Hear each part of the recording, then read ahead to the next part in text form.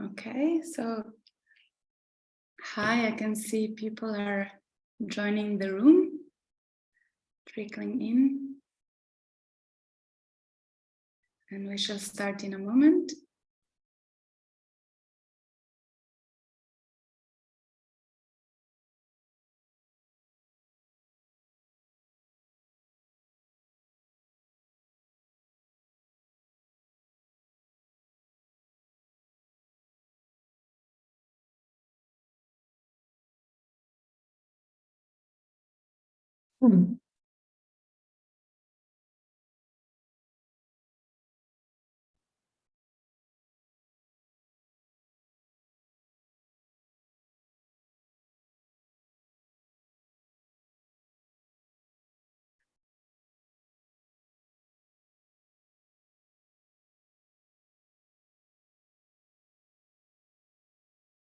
Okay, so perhaps this seems like a good moment to begin. So welcome everyone who is connected today with us for this session of the weekly 𝗃𝗍𝗄𝗃 seminars with guest speakers. I'm Valeria Graziano, and I'm gonna just briefly introduce the session and our guest for today in a moment. Before I get to that, the usual house rules that we are probably already comfortably acquainted with, but just a reminder to please keep your microphones off. And a reminder that we are indeed recording this session for later archiving on the 𝗃𝗍𝗄𝗃 channel on YouTube. If you do wish to contribute any question or any feedback, please feel free to use our chat if you would rather not appear for any reason on video yourself, or otherwise we are very happy and we welcome many questions and feedback during the Q&A at the end of our talk. Today's guest, it is my pleasure to introduce her, Dr. Dženita Karić, who is a postdoctoral researcher at the Berlin Institute for Islamic Theology at Humboldt University in Berlin. And she's the author of a book about which we will find out more about today, titled Bosnian Hajj Literature, Multiple Paths to the Holy, which came out in December last year for Edinburgh University Press. Without further ado, I will let Dženita get into today's topic. I really look forward to the presentation and our discussion later. Thank you so much, Valeria. Thank you so much for the invitation. Thank you to the Center for Advanced Studies and for all your hard work in preparing this session. And thanks to all the participants today. So I will start with my book talk by analyzing this book cover. I usually get a lot of questions about the illustration, and of course, a part of the credit goes to my wonderful illustrator, 𝗵𝗀𝘀𝗶𝗰 who depicted this story, which I wanted to share with you today. So what you see on the picture is a Beetle, a Volkswagen Beetle, driven by two women. On the front side of the Beetle, you can see the reflection of the Kaaba, which is in Mecca. So that's where these two women are headed. In the background, you see the Mount of Arafat, which the summit at the Mount of Arafat represents a pinnacle of the Hajj, or the Muslim pilgrimage. On your left side, you see some landmarks from Sarajevo. So there are some buildings, religious buildings, pertaining not only to Muslims, but also to non-Muslims, like the cathedral in Sarajevo. And on your right side, you see a couple of pilgrims scattered around the hill, symbolizing the variety of Muslims, variety of pilgrims who are gathering in Mecca, which is one of the two holiest places in Islam. So this illustration is actually a reflection or the artistic rendering of a real life story which happened. which is that two Bosnian Muslim women went on a Hajj in 1981, driving the Beetle car with their husbands all the way up to Mecca and Medina. So why is this so significant? Two of them, 𝗵𝗍𝗁 and 𝗵𝗁𝗁𝗂, were, when they were young women during the Second World War, they participated in a young Muslim movement, 𝗃𝗍𝗿𝗁𝗁𝗂𝗵, which was basically one of these multiple movements inspired by Islamic ideals and popping up in various parts of the Middle East and in the Balkans as well. So during the Second World War, Safiya and 𝗵𝗍𝗁 were helping the refugees from Eastern Bosnia. After the Second World War, with the change of rule, this movement was banned, and one of them ended up in a prison. So Safiya ended up in a prison. She stayed in a prison for 2.5 years. So fast forward to 1980s, Safiya and 𝗵𝗍𝗁 are still friends. They decide to go on a Hajj.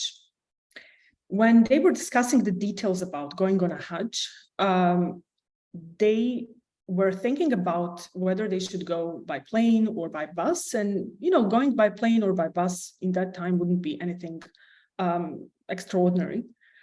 But they then, in the end, decided against going to Mecca and Medina by bus or by plane for several reasons. The first reason was that although nobody could forbid them from going on a Hajj in socialist Yugoslavia, it was not something which was socially approved of, or it was not something which was very keenly looked upon, especially not by one's employers. So one of them worked for 𝗿𝗏𝗏𝗏, which was this economic giant in Yugoslavia. So she decided to not tell her boss that she's going on a Hajj, and instead she wanted to, in a way, as she said, not really hide the fact that she's going on a Hajj, but also not really advertise it everywhere. So in the end, they decided to go on a Hajj by car. So the first reason was obviously to keep the intentions for the journey somewhat secret. The second reason why they decided to go on a Hajj by car was the fact that they wanted to see their family members and their friends who were scattered in different cities across the Balkans, Turkey, and the Middle East. So they wanted to see family members who, for example, left the Balkans after the Austro-Hungarian occupation and in the decades after that. So these people, descendants, were called muhajirs, and this term denotes the descendant of someone who left Bosnia or left other parts of the Balkans after the withdrawal of the Ottoman Empire and after the occupation of Austro-Hungary in 1878. So that was the second reason why they wanted to go on a Hajj by car, because it was easier to go to Istanbul, to Ankara, to Damascus, and so on. The third reason was quite simple. They just simply wanted to do a little bit of tourism as well. They wanted to see the big cities, they wanted to buy gifts for family, and they wanted to take photos of these significant places of Islamic geography. So as they were going to the journey, they were obviously meeting different types of other Muslims on the way. So Muslims not only from the Balkans, but from other parts of the world. And in a very inspired moment, one of them says in the joint diary which they've written, that she's finally realized what the true brotherhood and unity is. So you can see here how she basically reworked the socialist slogan of bratstvo i jedinstvo, putting it into a Muslim context and saying, well, the true brotherhood and unity is what happens in the journey to Hajj. After they came back, they wrote this diary together with an introduction. However, they were not able to publish the diary until 2014. So when the diary came out in 2014, it caused quite a bit of a shock and quite a bit of interest among the Bosnian audience, for the fact that the two of them drove with the car through the whole Saudi Arabia, reaching even Mecca, which at 2014 was quite an astonishing fact. In 2014, if you remember, there have been numerous debates going on within Saudi Arabia and obviously in the international scene as well, regarding the right of women to drive. So the fact that 2 Bosnian women drove through Saudi Arabia in 1981 was something which was definitely shocking for Bosnian audiences back then. So why did I start with this story? The story of Hidayat and Safiya is not the only one which we encounter in the long history of Bosnian Hajj, or the history of the Muslim pilgrimage in Bosnia. But it's probably quite an exemplary one for different reasons. For the reason when Safiya and Hidayat went on a Hajj in the socialist period, also because of their gender, but finally also because of the fact that they have left a written trace on their pilgrimage, on their religious experience.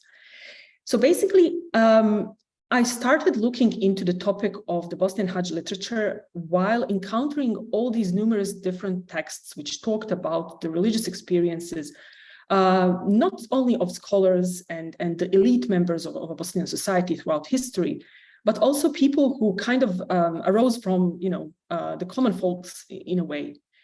So the major question which I had while writing about the topic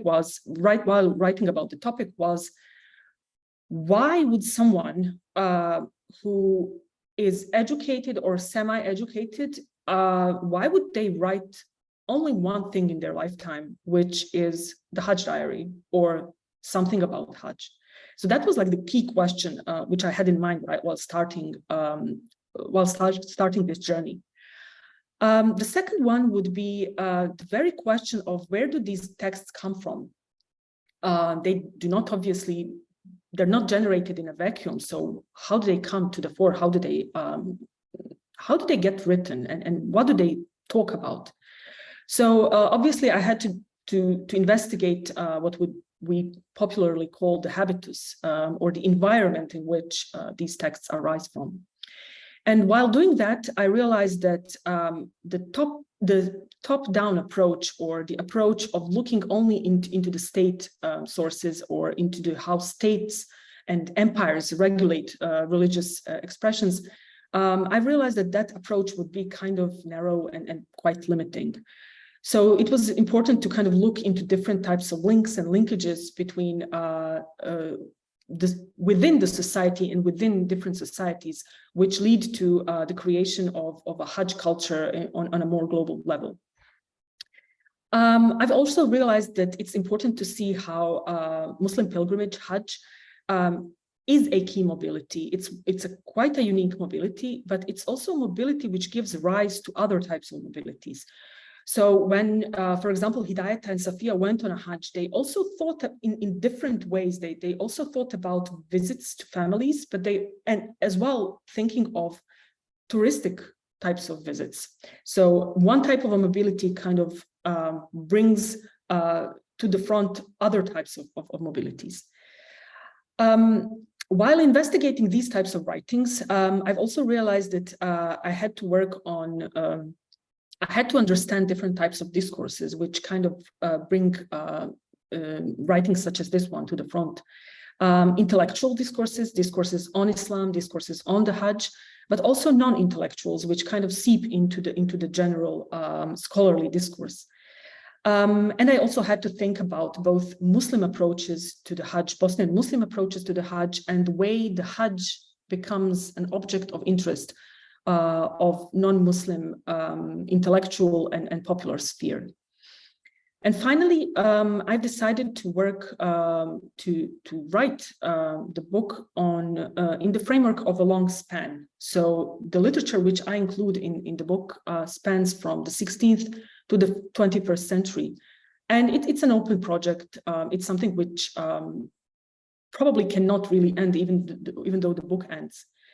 All of these processes, choosing the long duration structure, through that kind of framework, I wanted to show how there is a certain type of a continuity of a religious expression and religious feeling, which kind of persists even in face of different types of changes, which I will mention a bit later. So what was my primary methodology? I used the methodology present in the religious studies, the methodology of the material religion, which deals in the way people relate to objects, people create objects in relation to the transcendent. And in regards to that, I've spoken a lot about the mediation. So I'm looking into these writings, the Hajj writings about the Hajj as mediating tools, tools which mediate between different types of religious, social, political, cultural phenomena. And basically we come to the question of what did these texts mediate? So they were mediation of what? There are three types of mediation which I've investigated while writing the book. The first one is the vertical one, and maybe the easiest one, which in a way depicts how a pilgrim, an author, relates to God, to what we can maybe even call with a vaguer term to the transcendent. The second level of mediation is how these texts mediate between different phenomena in the society, different happenings in the society. So how does someone who writes about a pilgrimage also in a way mediate socio-cultural circumstances, historical events, and what do they produce within these writings? And finally, I also consider these texts as a type of temporal or historical mediating devices or mediating tools in terms of how they mediate Islamic history to the wide and widening readerships. So what were some of the problems which I encountered while working on the topic? The first problem, which I would say probably the crucial problem of while working on the topic, was the fact that I couldn't really see myself belonging fully to any field. On very technical terms, I fall within the umbrella of the Islamic studies. However, the very field of Islamic studies is plagued by its own problems. And one of these problems is the dichotomy of the center and the periphery. So what does it mean? Religious knowledge produced in certain areas of the world, such as, for example, Syria, Egypt, and in the modern times also Saudi Arabia, is in much of the academic output considered to be quite neutral, quite universal, and thus it stands in a certain type of a contrast or comparison to the religious knowledge produced in the so-called edges of the Muslim world, which would be anything from the Balkans to Southeast Asia, China, Sub-Saharan Africa. So basically one of the problems why this dichotomy between the center and periphery exists is the fact, obviously, there are structural problems. Research of Islam in the Balkans or Islam in China or Islam in Sub-Saharan Africa is definitely underfunded. So basically there are less studies dealing with these kinds of geographical areas. The second problem, which I think is a bit more complicated and a bit more problematic in a way, is the fact that the religious knowledge production in these areas is often considered to be derivative, unoriginal, just the echo of what happens in the center, the echo of debates which happen in the center.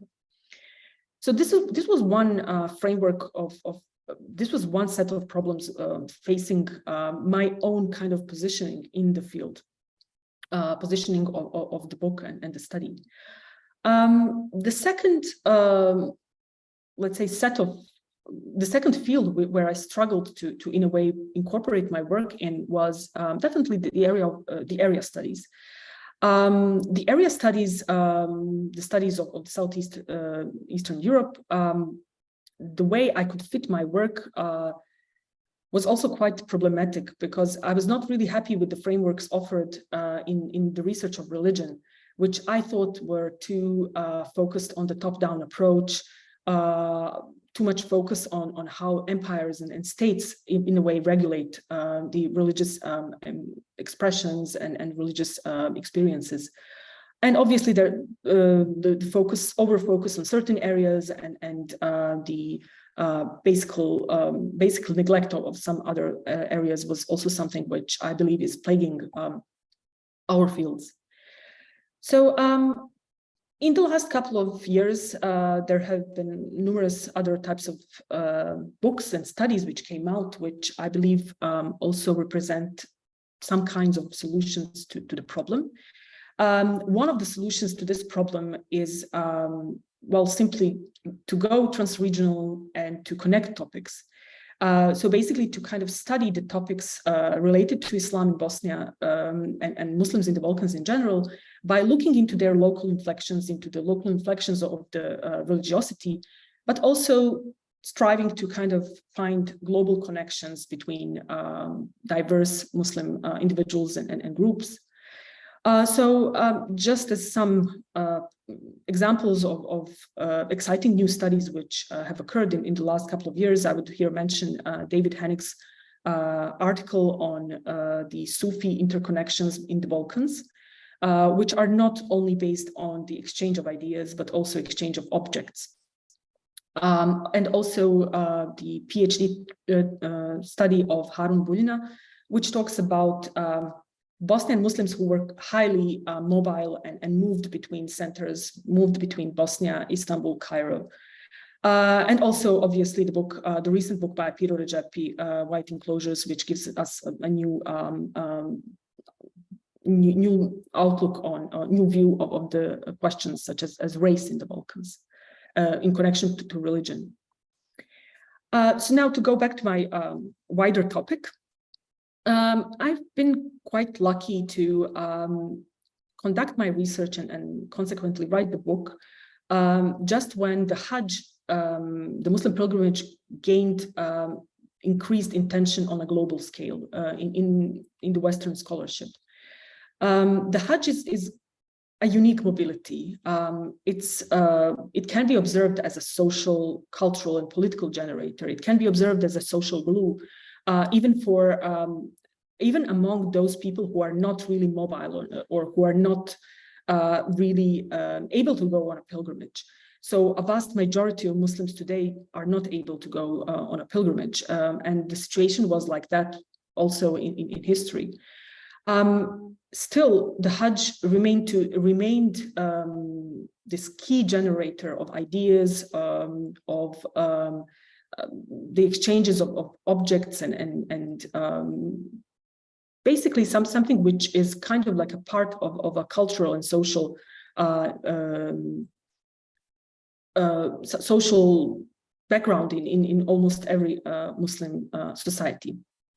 And the Hajj also has a huge effect on the people locally, Muslims and non-Muslims. So to give you a very concrete example, while Hajj was sponsored by the Ottomans, this sponsoring of the Hajj as a Muslim pilgrimage also had another consequence, which was the revival of the interest in the non-Muslim forms of pilgrimage. So, for example, the people, Christians who would go to Jerusalem very readily took on the title of a Haji. So that is something which one finds out in the Ottoman sources.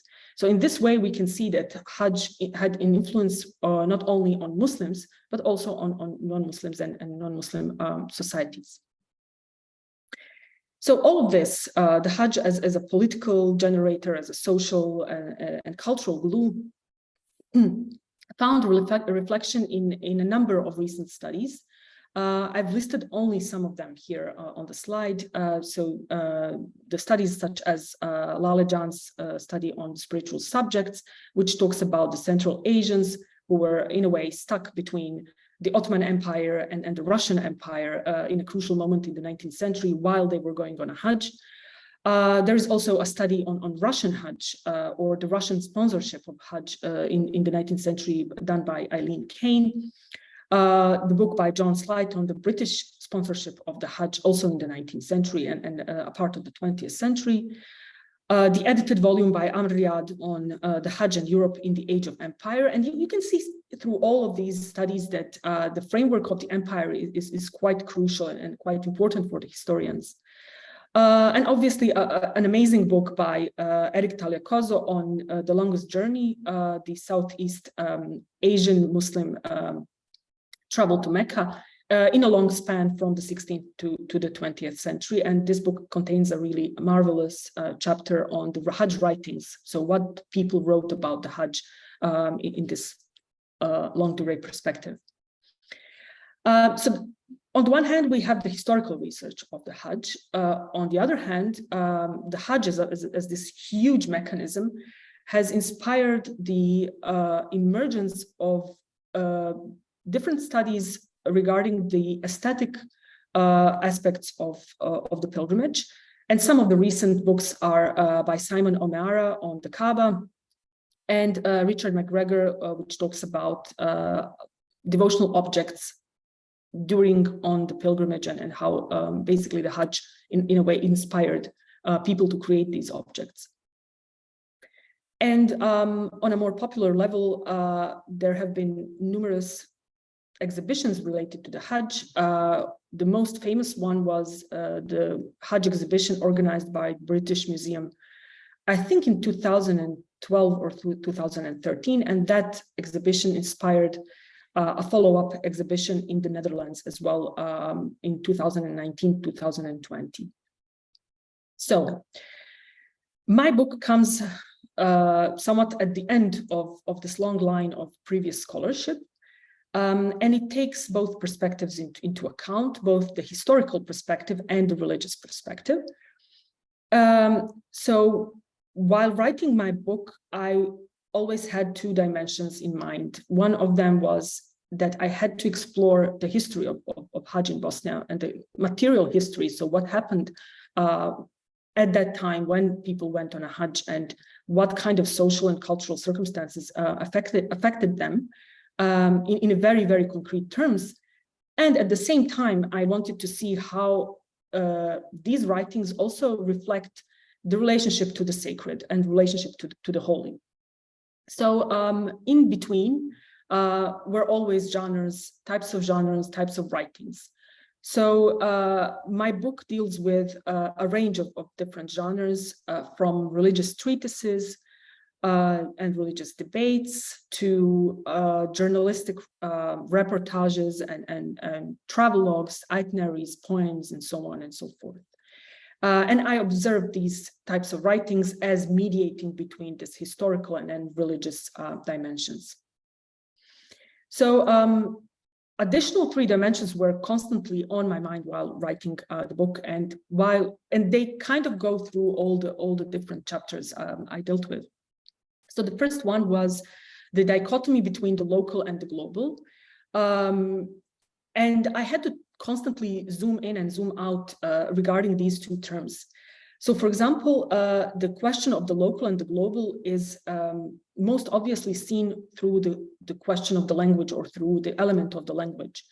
For example, people writing in the 16th and the 17th century, people writing about the Hajj, they were writing about it in Arabic.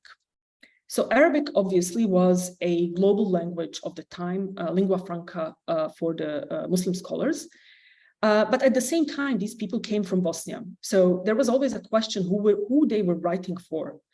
And obviously one of the answers is that they were not writing for the local audiences, but they were writing for the global audiences of Muslim scholars who are in Istanbul, in Cairo, and so on and so forth.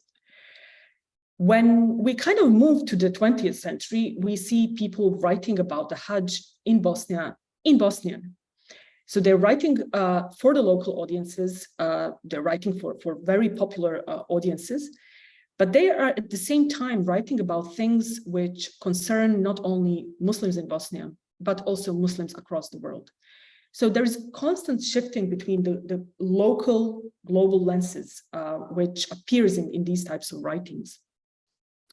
Additional type of dichotomy was the dichotomy between the pre-modern and modern.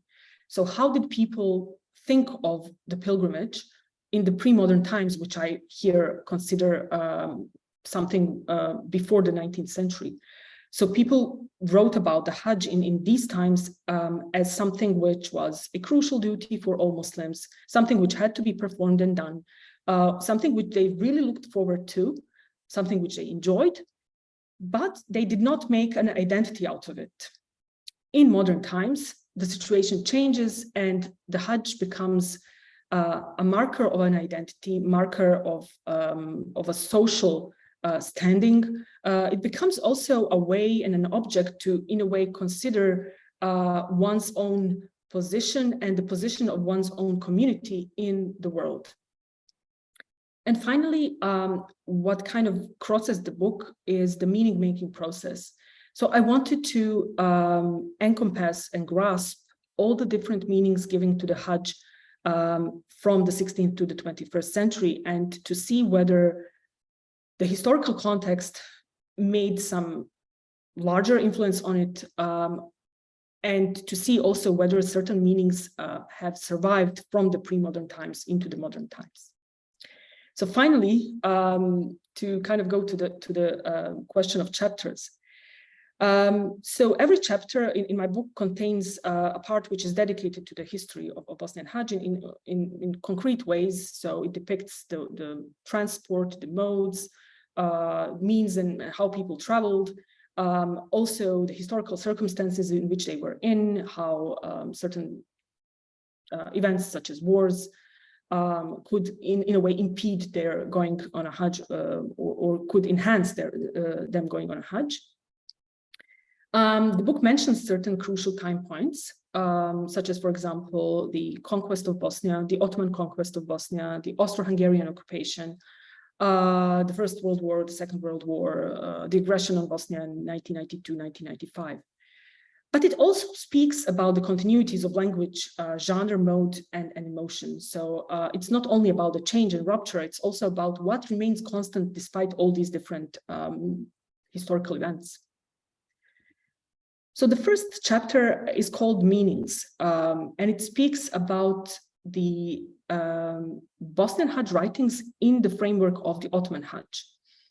So as we know, the Ottoman Empire has heavily patroned, has been a heavy patron of the Hajj, and it also inspired, or it also kind of funded people to write about the Hajj as a particularly Ottoman endeavor. So in a way to praise the Ottoman Empire as the savior of the Hajj, as the protector of the Hajj journey, and as the protector of its Muslim population. And in this chapter, I deal with the role of Bosnian Ottoman intellectuals, which they played as servants of the empire, and the way in which they wrote about the Hajj in order to promote the Hajj among the local and more scholarly population. The focus of this chapter is on the role of Arabic as the lingua franca of the age. So authors who write in the 16th and the 17th century, they write almost exclusively in Arabic when it comes to Hajj. And they write in the genres which were readily understood across the board and understood across different scholarly circles, whether it's Damascus or Istanbul or Cairo. What is worth saying is that these Bosnian authors I worked on in this chapter were very highly mobile, and I could even use the word cosmopolitan. So they did hail from Bosnia. It was usually carried in their name. You could recognize that they were from Bosnia because they carried the name Bosnavi, meaning Bosnian. But they were fully Ottoman in terms of their education and in terms of their intellectual output. And finally, in this chapter, I analyzed the role of Sufism as the mystical tradition in Islam and how it inflected and impacted the way of writing about the Hajj. So the way Bosnians were writing about Hajj in this period was they conformed to the imperial paradigm, they praised the Ottomans. They also wrote about the eschatological things. They wrote about the Hajj in terms of salvation, which is also the third perspective, soteriological or salvational, So the Hajj as something which is going to help the believer to be saved and to go to paradise. So we have these significant paradigms which were written in this period and which remain constant in the centuries to come as well. So these motives will not just disappear later, they will be used by the subsequent authors. The second chapter is called Roads. So it talks about the actual lived experience of Ottoman Bosnians and how they actually went on a Hajj. So it doesn't only speak about the meanings given to Hajj, but also, you know, the common experience of regular pilgrims. So what is significant for this period, and here I'm focusing on the 17th and 18th century writings in Ottoman Turkish, both in poetry and prose, is that the authors are no longer that interested in writing elaborate treatises on intricate details of the Hajj and their mystical meanings, but they simply want to convey what they saw, who they encountered, and whether they enjoyed the experience or not. And these writings are incredibly candid at certain points, because the very journey of these authors is in a way marked by whether there is enough food or whether there is enough water, whether the horses are, you know, weak, and so on and so forth. What we can also kind of discover here is the importance of the pious visitations. So as I said, the Hajj is not only the journey to Mecca and Medina, it also kind of brings forth other types of travels, like visiting shrines and enjoying, you know, nature and enjoying different cities like Damascus. What is also interesting here is to note that the notion of the local, or the notion of what it is to be from Bosnia, becomes more prominent. And the very notion of the fact that there is a region which can be described by the term Bosnia is something which appears in this period quite a lot. So you would encounter people going to mountains in eastern Anatolia saying, well, these mountains are really harsh. They're just like our mountains in Bosnia. So there is a constant comparison between what the people left behind and what they see on the road, and how they basically kind of interact with both, with several types of geographies. The third chapter deals with the change. So here I wanted to explore a little bit more on what happens in the 19th century and further on in the first half of the 20th century with the enormous changes in technology and print. So in the 19th century, across the board, so this is not only related to the Ottoman Hajj and the Austro-Hungarian Hajj, but also to Hajj organizations across the world, the organization of the travel, is that steamboats, trains,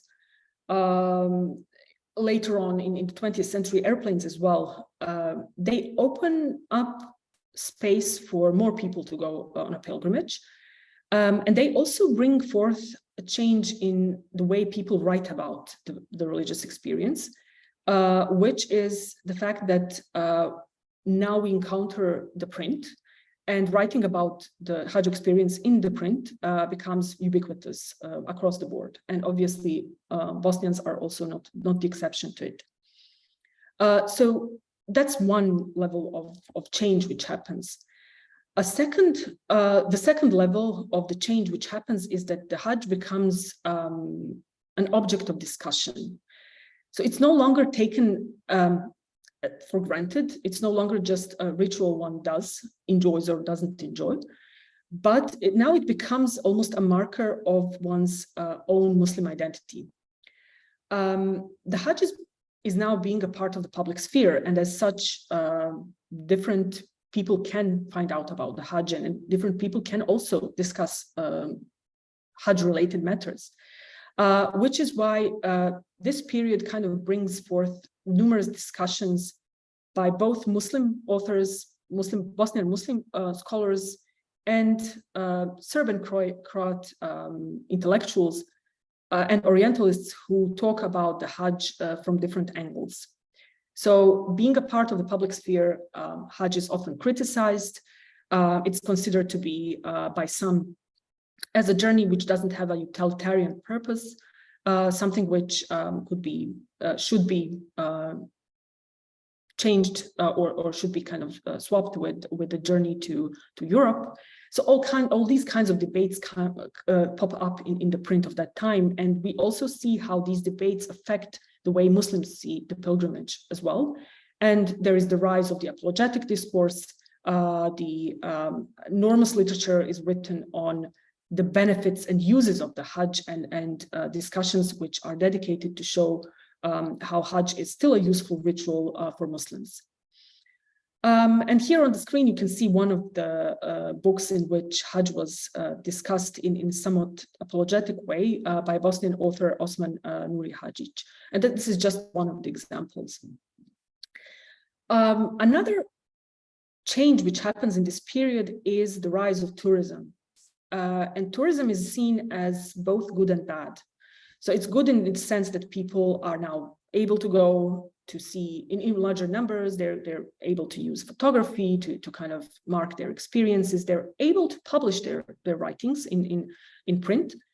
But it's also seen as bad, as it's somehow, according to some scholars who debated in this period, it's seen as somewhat decreasing the value of the religious experience.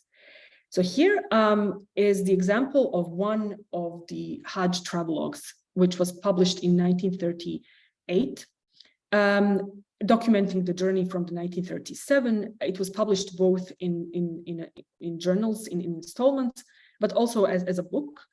And what I want you to pay the attention to is this cover page. So it says Put na Hajj, journey to Hajj, journey on Hajj. But what does it depict? It depicts the pyramids, it depicts the Sphinx, it depicts basically Cairo. But it's supposed to talk about, Mecca and Medina. So this is something which happens in this period, that there is this intrusion of touristic elements into the conceptualizations of the Hajj, and this is something which is going to remain very constant throughout the 20th century. My fourth chapter deals with what happens after the Second World War. So as we know, after the Second World War, many types of religious activities across Yugoslavia were curbed, including the Hajj. So for at least a couple of years after the Second World War, people were not able to go on a Hajj. But what happens in the 1949 and in some years later as well is the appearance of the so-called Hajj delegations. So Hajj delegations were groups of people sent by the Yugoslav state to on a Hajj with almost a double purpose. So one of the reasons these people were sent, it was usually a very select group of people loyal to the state. One of the reasons they were sent was to, in a way, combat the emigres' propaganda against Yugoslavia in Iraq, in Syria, in Egypt. So that was one of the reasons. The second reason was to simply find allies in the Arab world through the medium of Hajj, and to, in a way, show how, Muslims were not oppressed in Yugoslavia, and see, there are people coming for Hajj, going to Mecca. So that was the second reason why these Hajj delegations were basically sent to on Hajj journey. The third reason was also to, by fostering the writings about the Hajj in this period, it was also to show the local population that not everything is so bad. So Muslims are going on a Hajj, and Tito is supporting religion. So, you can see that through these delegations and through these very, very elaborate travelogues, which came as a result of these journeys. These delegations also had a purpose to visit different Bosnian Muslim groups and Yugoslav Muslim groups scattered around what's today Turkey and the Middle East, in order to see whether these groups have still remaining connections to their state of origin. So the delegations tried to interview people living in Turkey, for example, how do they feel about Yugoslavia? Do they feel any connection to it anymore? And so on. So what we can see here from these first Hajj delegations after the Second World War is a very curated Hajj content, obviously very censored, but it also speaks to a slight opening of the public sphere, which will happen more and more as the time progresses. So with the 1970s, with the 1980s, there is an opening of the public sphere for different types of participants in writing about the Hajj, including women. So women were mentioned in the previous writings, usually as co-travelers, co-pilgrims, and so on. But we do not really encounter any writings written specifically by women until the 1960s, 1970s, until this opening of the public sphere more to these different participants when, women start writing about the Hajj in different shapes and forms, in terms of poems, in terms of travelogues, sending photographs, photography and stuff. So final chapter of my book is Homeland, speaking about one key event in the history of Hajj journey, which is the aggression on Bosnia, 1992-1995. It simply one of the key events which happened in this period is the first organized Hajj travel in 1994 from wartime Bosnia,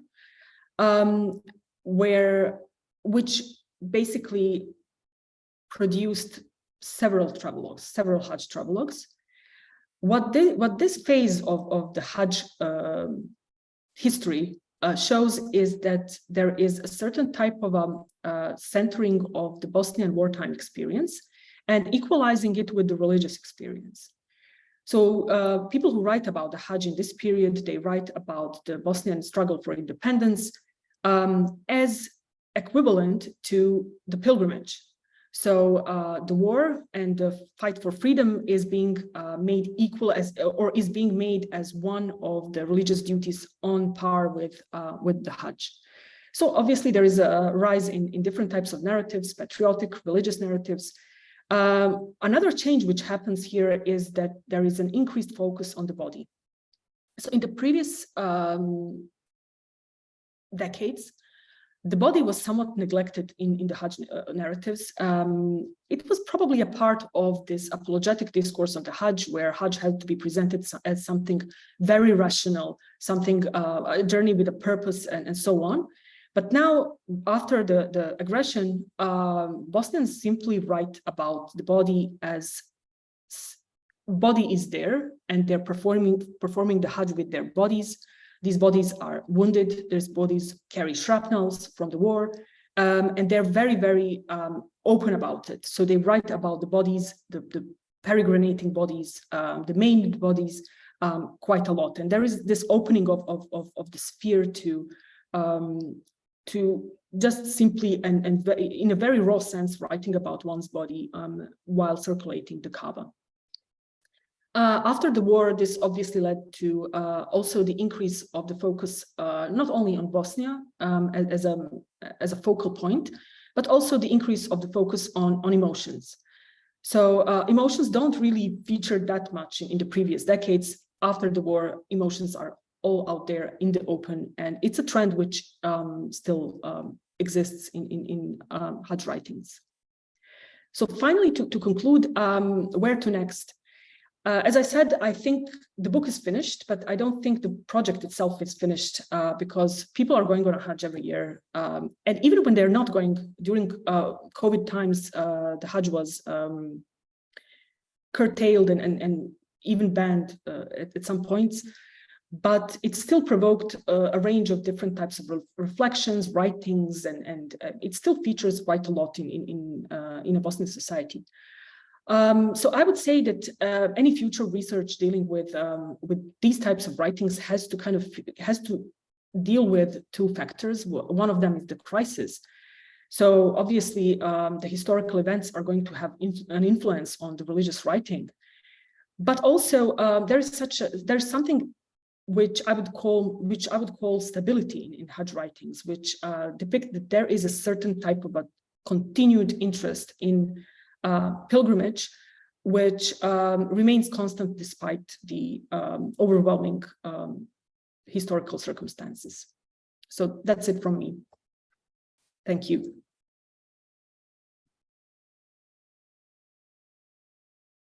Thank you, Dženita, very much. This was really fascinating, like mapping of this topic. I wish we had more time to really learn more about specific cases within your book, but I guess this is for the readers of the manuscript. I wonder if we have anybody who feels brave and inclined to break the ice and transition to our collective conversation today. Okay. While people collect their thoughts, perhaps I can start Yes, please. And facilitate a bit of the transition. So yeah, I guess one of the directions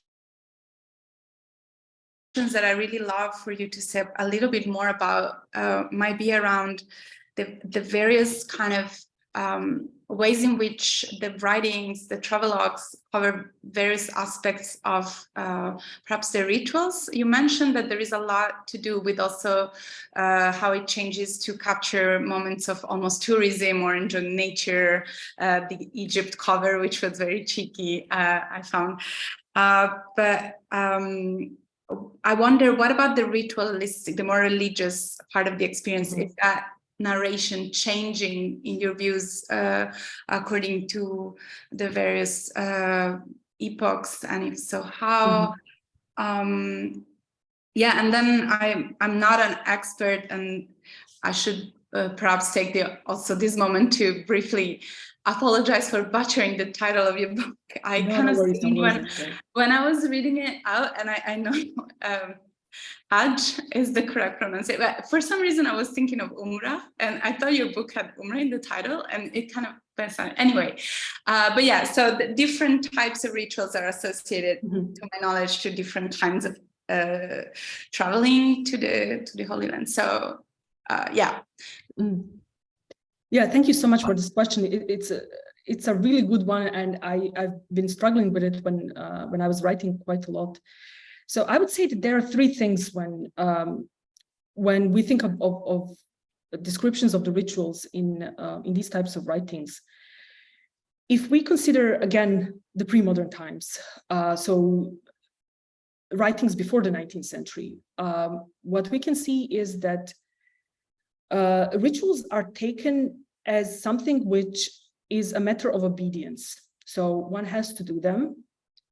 It's non-negotiable. It doesn't really have any I mean, it does have a deeper discussion, but it doesn't really carry any type of like meaning-laden emphasis. So rituals are usually, like, even in these travelogues, when people go, when they describe the whole journey, they go into details. When they come to Kaaba and they just simply list what they did, or sometimes they write a poem. So there is almost less focus on the actual rituals in some of the writings than on the journey. So that's when we talk about the pre-modern times, unless we're talking about the Sufi texts, the mystical texts. And then now the mystical texts, obviously, they really focus on getting an additional dimension to the rituals. They always mention symbolical kind of framework. But it's only in the Sufi texts that we find this enlarging of the meanings related to the Hajj. The things change really dramatically with the 19th century onwards. And I'm here speaking not only about Bosnian travelogues. This is really across the board with the Muslim travelogues across, and writings about the Hajj everywhere. There is a certain type of what's the word, reification of first Islam, So Islam becomes now this term, which is, it becomes even like anthropomorphized. Oh, Islam does this, Islam does that.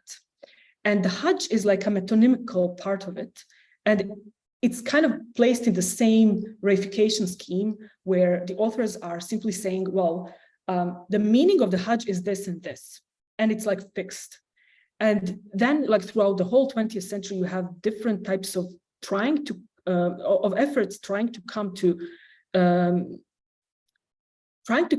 of come to the result of what is the ultimate meaning of the Hajj. And it all kind of stems, in my opinion, from this apologetic discourse, which comes from the 19th century when suddenly Muslim scholars were faced with Orientalist critique of the rituals, and they had to kind of answer these critiques in a very rational, or what they thought was the rational way.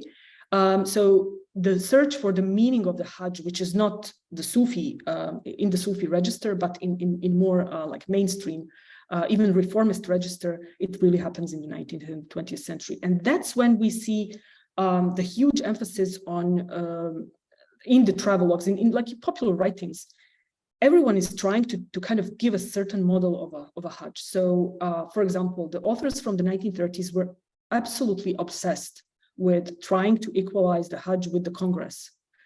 So they kept saying like the Hajj is the Congress, it's a conference.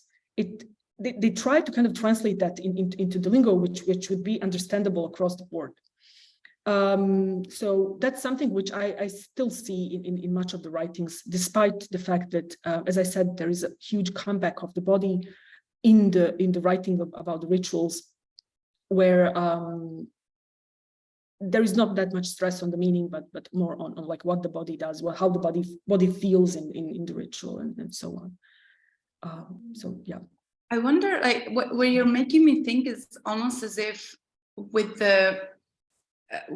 kind of like trying to engage in meaning making, then there is a shift between the actual aspect of traveling, seeing places one wouldn't otherwise not be able to visit, and so that kind of passed me the term touristic aspect of the trip was maybe had a different role in meaning making, and now maybe the ritual and the body and the feeling of the body, that's more like the site where the experience click, like all the components can come together and form a meaningful experience.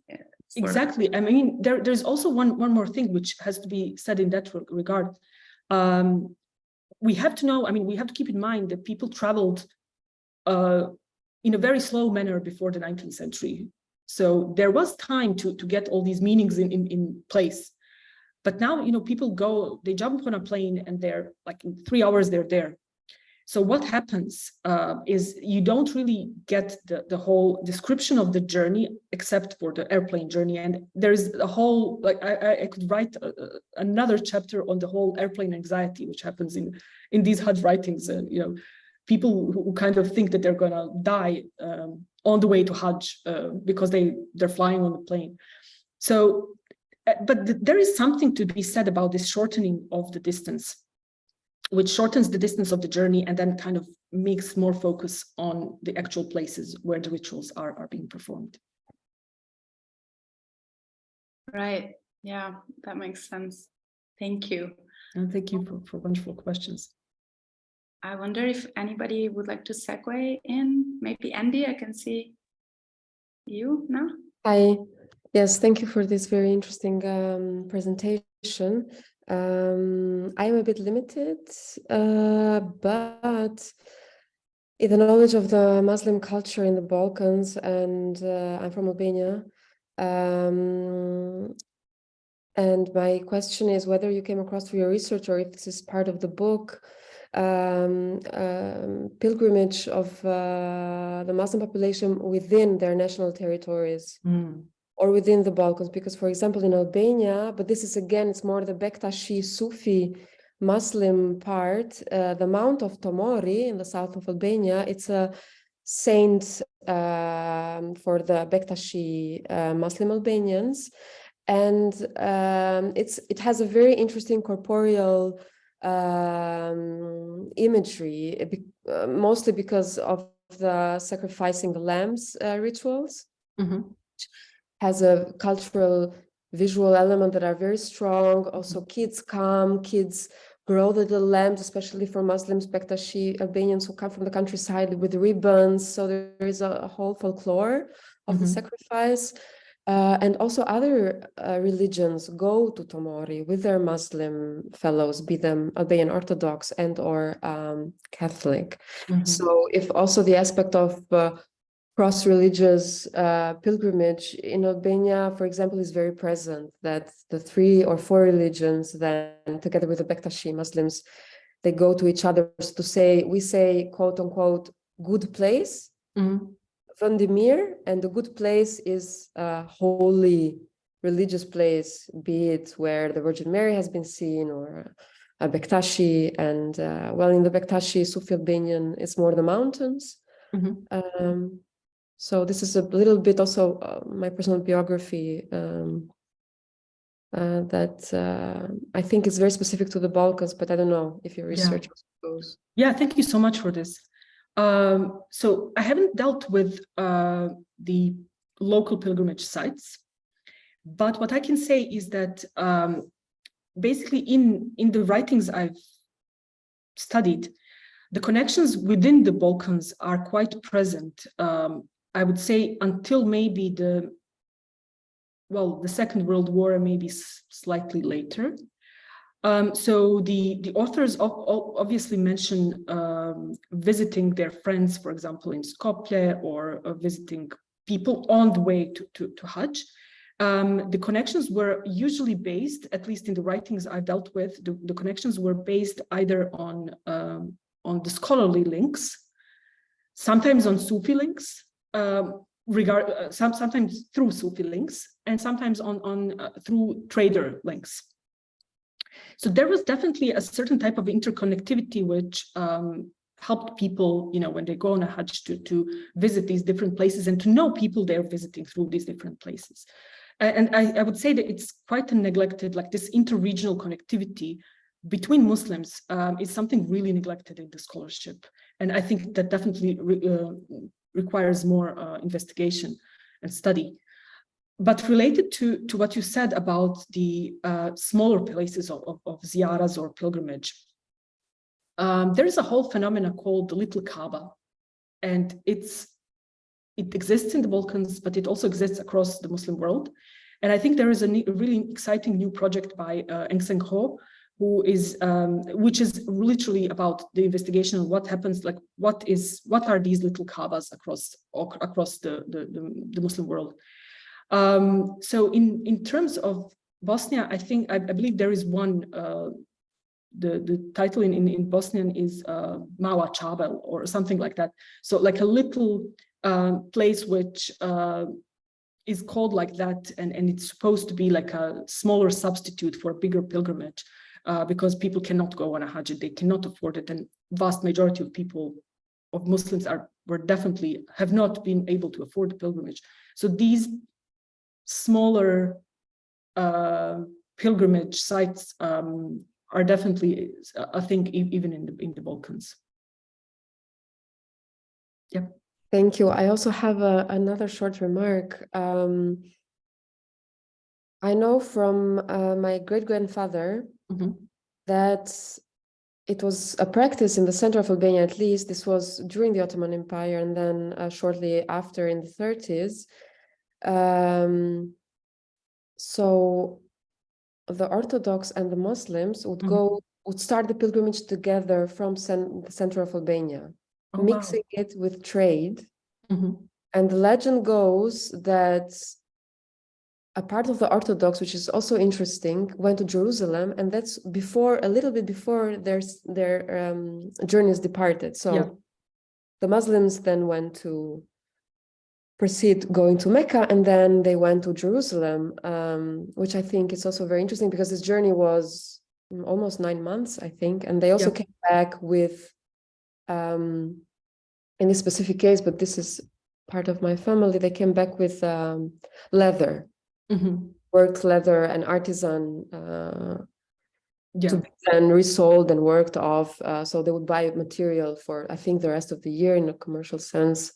I don't know if through your research, this idea of, again, cross, this is very present in Albania, the three religious exchange of festivities and of, and also that they would actually live together in different religions to go then to different.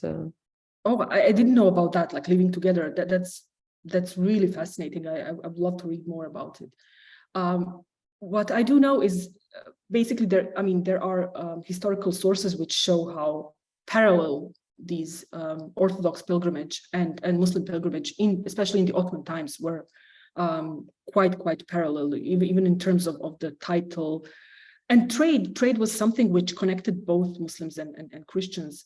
And I've read a little bit about the Jewish pilgrimage as well, and in the same period. And the trade was something which was a very legitimate cause for people to, well, I mean, in sources, in like normative sources, the trade shouldn't be the only reason to go on a pilgrimage.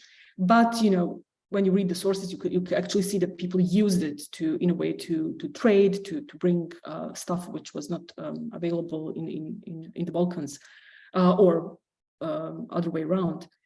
So yeah, that definitely existed, like these types of interchanges. And also, I mean, in the sources you can find really interesting things. I remember reading somewhere, this was like a reference literature, that Christian pilgrims coming from Sarajevo, they went to Jerusalem and they met someone who was an Ottoman Bosnian soldier stationed in Jerusalem, and who was like really happy to see them and who invited them for a coffee. And we're talking about the 18th century, so it kind of sounds like almost like 21st century in some ways. So all these kinds of tiny encounters spurred by the pilgrimage are worth investigating, in my opinion.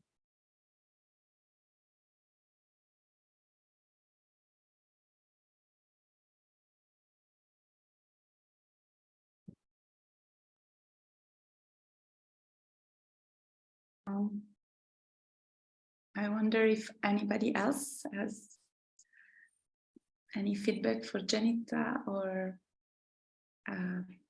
curiosities, perhaps. Christian, yes, hi.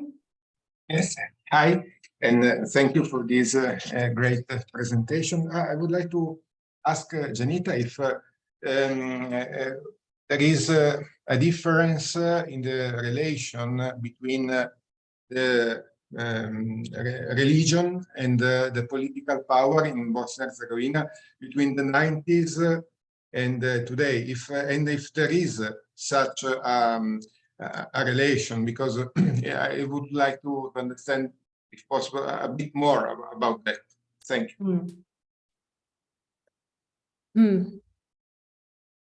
So basically, the way I approached my project was to not really get entangled in how does politics dictate religion, but to actually see what happens, just to go and see how things are understood, or things are what in a way comes out in terms of the written production. So I didn't really want to have some preconceived conclusions on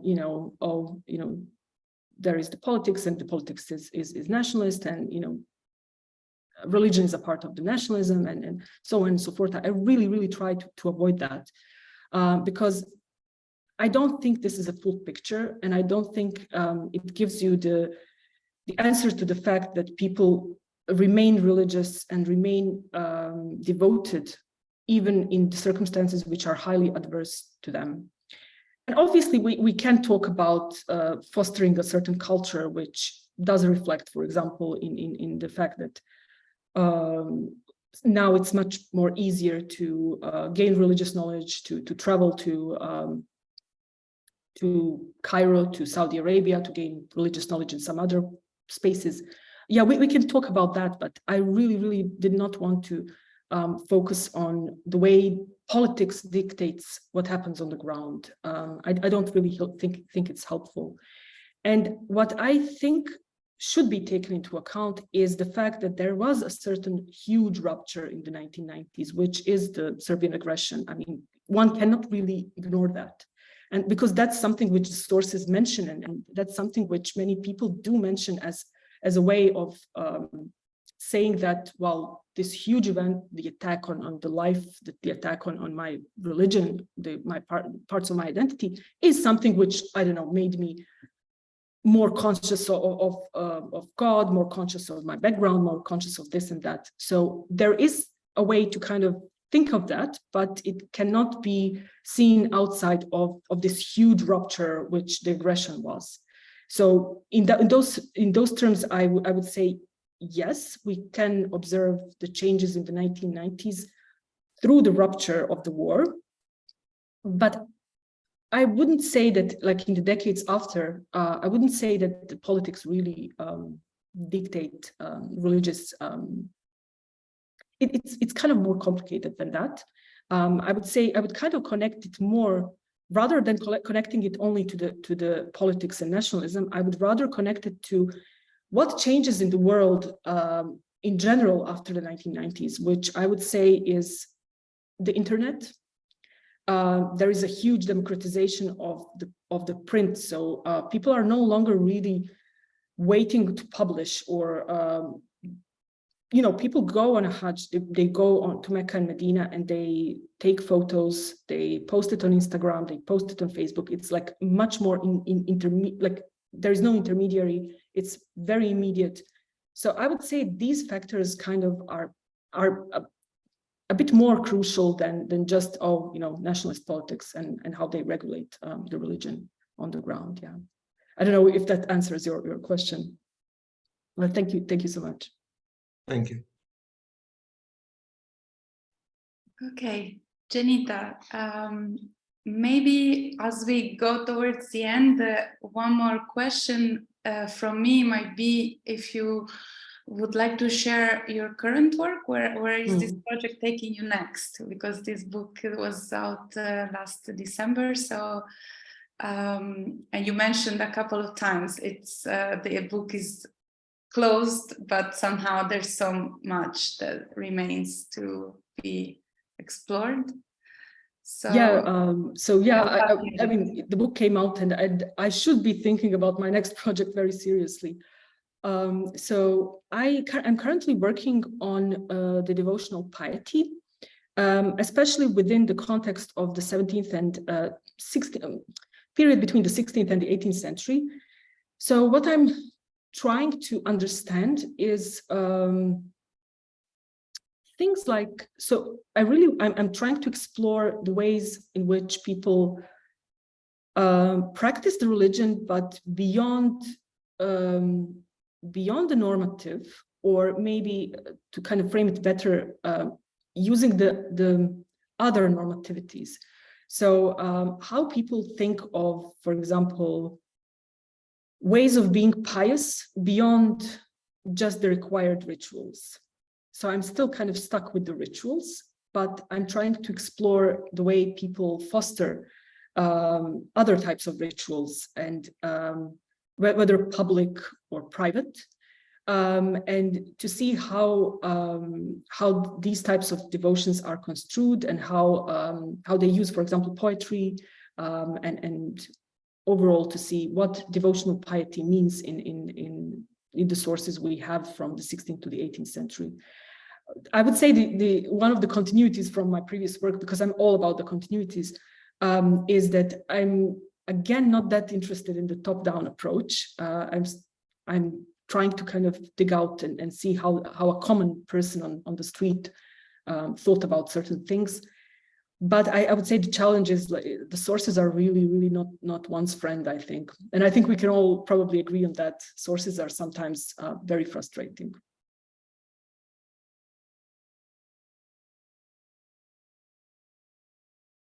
Yes. Okay, I have something on the chat, I think from Sanya. Hi. So So I take this as a request for me to read it aloud on yours. So many thanks. It made me think a lot, but as I am in the library talking about rituals, I think there is a question around where do you situate rituals and gender issues? By this, I don't want to go into the direction of veil or other such debates. Yeah, okay. Yeah, it's an interesting question. I mean, I can answer it from like a historical perspective. There is the rituals and gender. We basically, when it comes to sources, again, I mean, I will first talk about my book and then like, try to give a slightly larger picture. In my sources, women or the consideration of gender, and obviously gender is a wider term, it doesn't feature that much in the pre-modern period. Obviously, we have normative sources which talk about, oh, you know, the rituals for men are these and for women are these. And Hajj is usually being conceived of as an egalitarian, somewhat egalitarian ritual because the rules and rights are there are obviously details specific to each gender, but you know, it's considered to be egalitarian in many ways because it's a right for both men and women, where both men and women have to go. But the sources don't really talk about the historical experience of women until maybe the 19th century. And then it's then when we kind of start getting the trickles on how women went on a Hajj, what were the circumstances, and then it kind of goes into this huge boom from the 1960s, 70s onwards. And what I would say is that when writing about the ritual, there is a lot of literature in the, let's say, the last 10 or 20 years talking about the female experience of the Hajj, written by women, obviously. And the emphasis is on the difference. The emphasis is on how the Hajj becomes this egalitarian space, unlike what happens in the real life. So in life, women are not seen as equal, but then on the Hajj, you know, things kind of, there is a reversal. And the Hajj is presented as this like egalitarian field. On a more larger scale, I would say that obviously we have to look into the normative sources like the fiqh and regulations of these things, but they don't really tell us the whole story. The whole story is usually parsed from, again, like you have to kind of look into the biographical dictionaries to see whether women went on a Hajj and how they went on Hajj, how did they require an additional like institutional structural support. Yeah, I wanted to say something else, but I think it's slipped my mind now. Yes, but when we think of gender, we cannot think of it without class. And this is really related to the sources, because the sources give us the views only on elite women, unfortunately, if we're talking about the pre-modern times, which is why I think this is why the modernity with all its ruptures and changes and transformations is so important, because I think finally now we can see some, we can finally have some insight into what happens to the non-elite women who go on Hajj. So it's a really short question, but a short answer, but I hope it answers at least a little bit your question.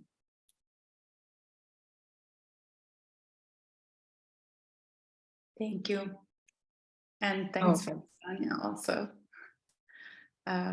who mentions. No, I love the mention for. Thanks a lot. This is for. Thanks so much. So much. Okay.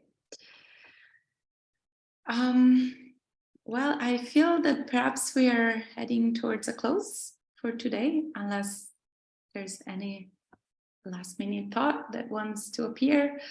I would then thank Dženita Karić for being with us, for sharing these many fragments of stories and journeys and rituals and bodily experiences and reflections on gender and class. And thank you so much. Thank you so much for inviting me. We look forward to your next project on piety and see where that takes you. So good luck for that. And for everyone else, we shall see each other next week for the fellows. And thanks for those who are regular guests to our meetings in various capacities. Yeah. Thank you once again. Have a wonderful afternoon. You too. Bye.